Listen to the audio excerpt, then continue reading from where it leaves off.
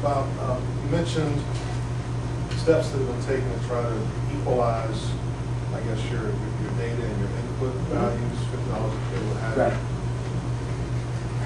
With the school system that you're working with is not already an equitable system. So, for example, when you have attendance and behavior as two of your performance indicators, I'm sure that there's some schools that don't really have attendance behavior problems, as opposed to others who have major attendance behavior problems. Do you do any restructuring so that you can address the issue of students at this school really are improving in 2 categories, whereas students over here really are get the same money, they have to improve in 5 categories? So we didn't tailor it depending on what the growth or lack of growth or decrease is. The best example, one of our middle schools, when we initially came in, we said, okay, so how are we going to get to get that average 50? It's 5 points in each category, so 10 points in each of the $10 in each of the 5 categories. And so when we came in, we said, okay, what does the average attendance look like? What does the average behavior look like? And this one school in particular, they said, let's take the average of all the teachers. This will probably get at it. The average student is probably behaving in 5 classes, or I should say, is behaving 5 days out of 10 days in their classes. They're coming to half of their classes on time.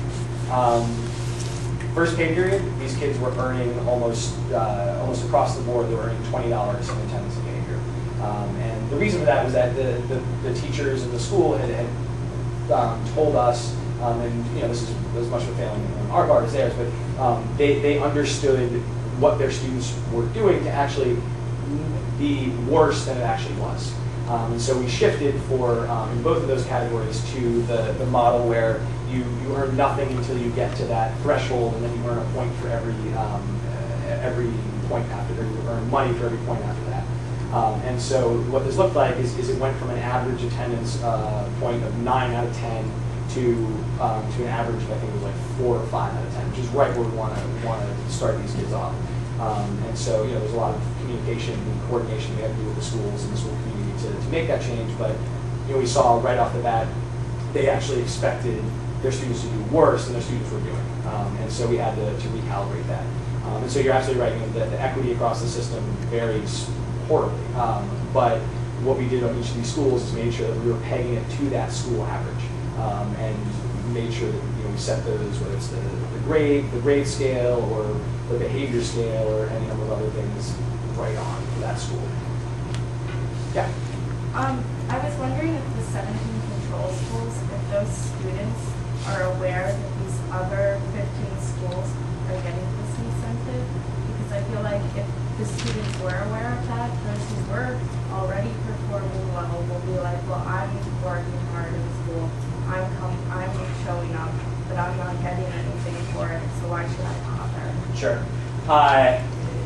Short answer, no. We've done nothing to alert the other schools that this is going on. In reality, everyone lives in this world that they've got cousins or friends or neighborhood buddies that are in other schools that they'll hear about this. It's in the news every now and again. When we first actually started the program, a funny aside, we got a lot of calls from parents who said, my student is an A student at Baloo Senior High School. Do you think that you could implement this program here? And I'd say no, this is just limited to these schools, but there's been a lot of interest in the community and a lot of people who know about it. So in the real world, absolutely, I'm sure a lot of these kids are aware that it exists elsewhere, but we're not doing anything to make them aware that they would just simply learn. Well, will you take that into consideration when you do evaluate the data? Yeah. Just to follow, make sure I'm clear on what you said. Let's say a student is a $50 student at school A. They transfer to school B.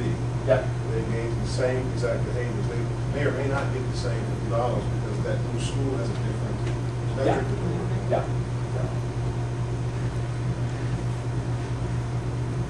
Now, a couple of weeks ago, maybe 2 weeks ago, President Obama mentioned that he is in support of merit-based pay teachers. Are you privy to any conversation, or have you been a part of any conversations where federal or state conversation has responded to this capital gains program? No. I will say I had a number of my friends call me on one day in particular to say, Secretary of Education is talking about your program. Now, what happened was the day that Obama nominated Duncan, and this is a program that's also running in Chicago. And someone at the press school, during the press conference, asked President Obama how he felt about the fact that this program was running in Chicago. There was no answer, and the question was sort of ignored. So, short answer, no. And one other question, I think I'm extending someone's question. After this 2-year program with the Harvard Ed Lab, what do you think would be viable ways for funding to continue this program and deliver success? What would you offer? All the different ways. I mean, private funds, other research institutions, public funds. DC's in a strange situation because we're not a state, so we don't have state funds. Oh, yeah. We do get more federal funds than other districts because we kind of rely on the feds to be our state sometimes. But I don't think there's any other unconventional way that I would think of that either fundraising or anything else. Yeah. In terms of like administrative things, like printing up certificates and answering calls from parents, how many people work in your office? In the central office, it's myself and then a program associate, so we're a team of 2 running that centrally.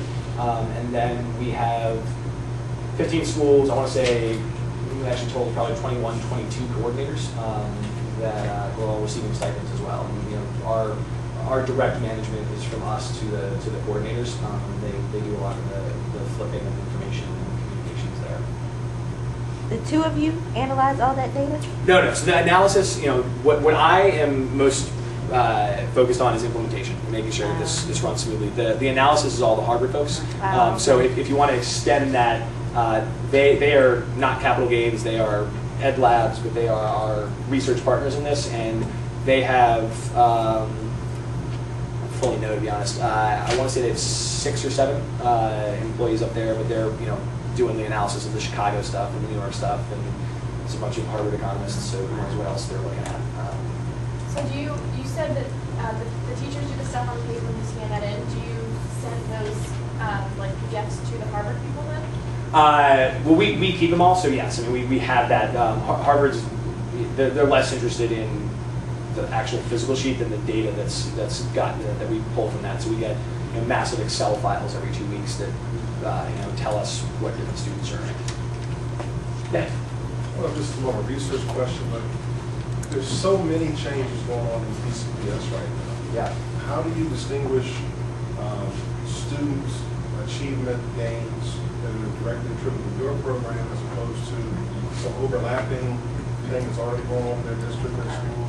Yeah, it's absolutely, and this is something in our partnership with Harvard that we've tried to do our best to say, just so you know, this is what's going on in these 15 schools as well. And so when I was talking about earlier, they have to know how to tease out the answers here. They've got to take into a lot of it because there's certainly a lot of noise. But I'm not trained in that, so I don't know. Yeah. Was there any pushback from the teachers about the professional development time spent on this? You said you're 2 afternoon staff meetings, approximately 6 hours of training on this. Any pushback? Like we could have spent those 6 hours doing X? Yeah. No, for a couple reasons. When you do it at the beginning of the year, DCPS in our current teacher's contract there, the first month of school, there's a lot of available hours for professional development that's written in the teacher contract that teachers are expected to do. And so if it wasn't us doing capital gains, they would have been doing something else. So this was just a program they're implementing, so this is how they're going to use this contracted PD time. For the schools that we did have to go back to later, we did make admin premium available, which is what you get for overtime duty pay. So schools that we needed to go back to more than the initial sessions